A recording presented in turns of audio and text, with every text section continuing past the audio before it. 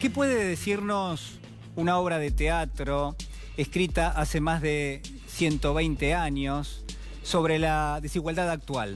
¿Qué puede decirnos la inacción, la indiferencia, la indolencia en algún punto sobre las probabilidades de que las conquistas sociales puedan atravesarlas cuando esa indolencia, cuando esa inacción están y se hicieron un lugar en el poder político? Mire, la historia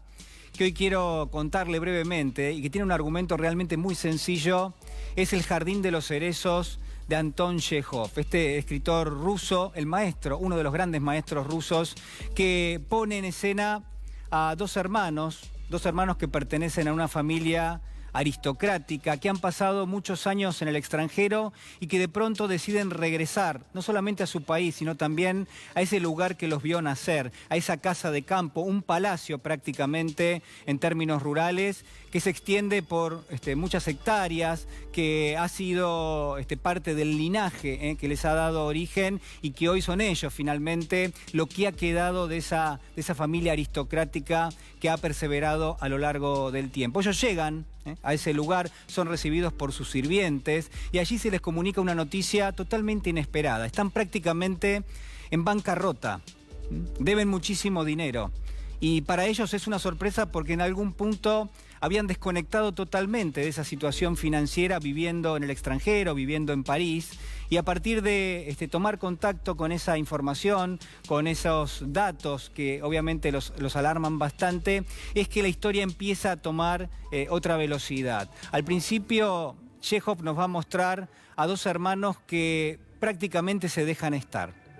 que se acomodan lánguidamente en esa sucesión de días que a todas luces lo que hace es proponerles el cambio. Vienen de París, llegan a Rusia, están alojados en esa casa que les trae muchísimos recuerdos y se dejan envolver justamente por esa nostalgia. Chejov también va a decir que esa casa tiene muy pegadita a lo que es la mansión principal, un bosque, una especie de jardín de cerezos, y que ha sido y es reconocido en todo ese amplio espectro geográfico como una de las joyas justamente que tiene esa gran propiedad. Al principio, como le decía, todo parece que marcha normal. Nos preguntamos, a medida que vamos leyendo esta obra de teatro, si los hermanos en algún momento van a tomar alguna definición. Una de ellas, Liuba,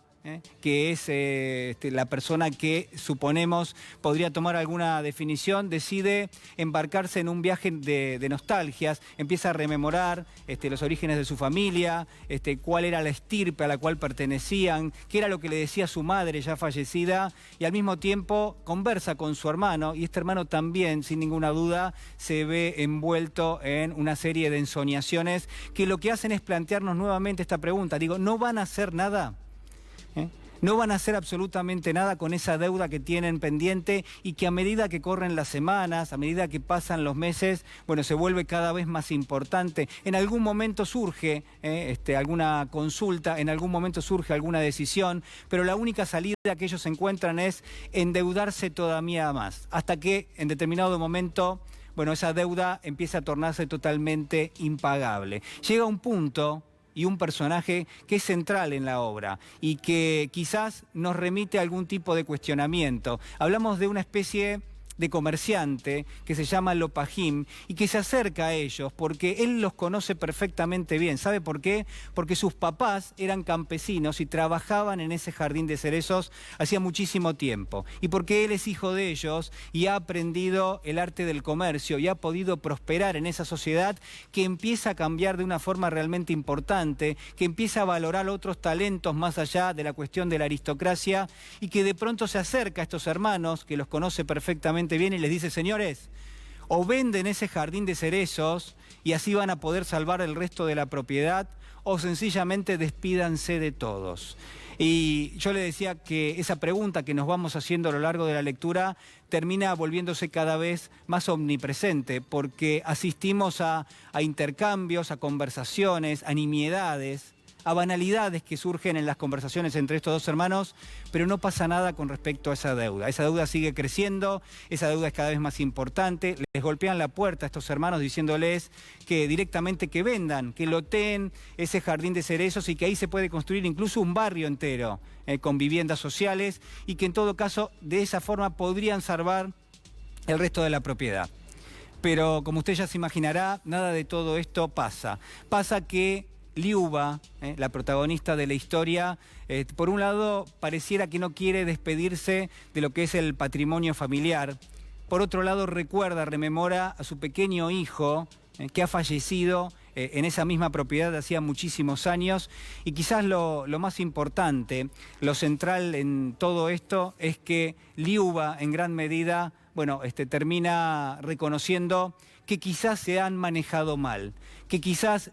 ella y su hermano no han sabido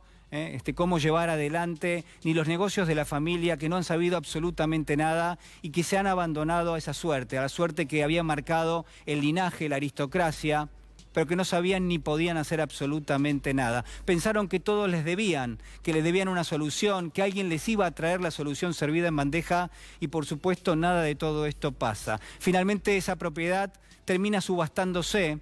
alguien la termina comprando y ellos se enteran que ese jardín de cerezos, que iba a ser talado y que ahí se iba a construir finalmente un barrio. Chekhov nos pone sobre la mesa varias cuestiones. Primero, la cuestión de la desigualdad,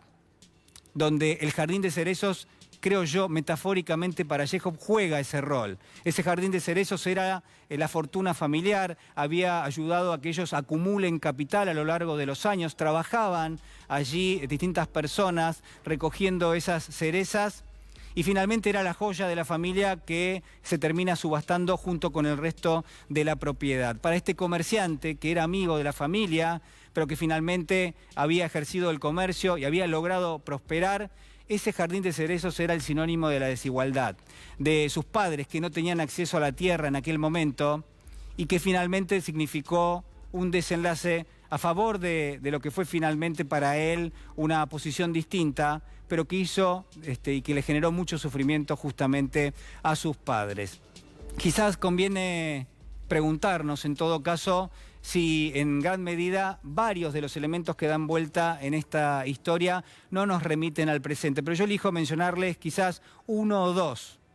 El primero de ellos es la inacción, la indolencia, quizás en un punto hasta, mire, la indiferencia de estos dos hermanos que solamente saben pedir prestado, que solamente creen que le van a llegar las soluciones, que piensan que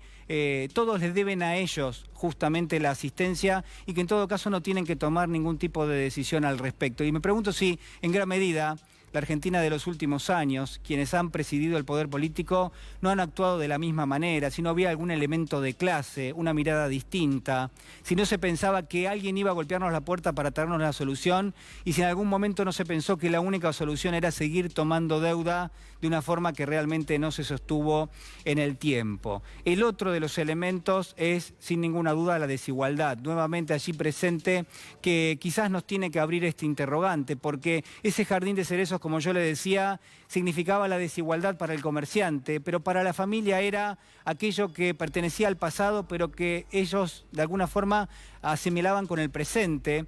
y quizás era una maquinaria misma de la desigualdad. En esta Argentina que en los últimos años se volvió más desigual, que se volvió menos inclusiva, donde hay mayores niveles de pobreza y de indigencia, quizás tengamos que plantearnos la pregunta sobre qué es ese jardín de cerezos para nosotros, si lo hemos perdido para siempre o si todavía podemos recuperarlo.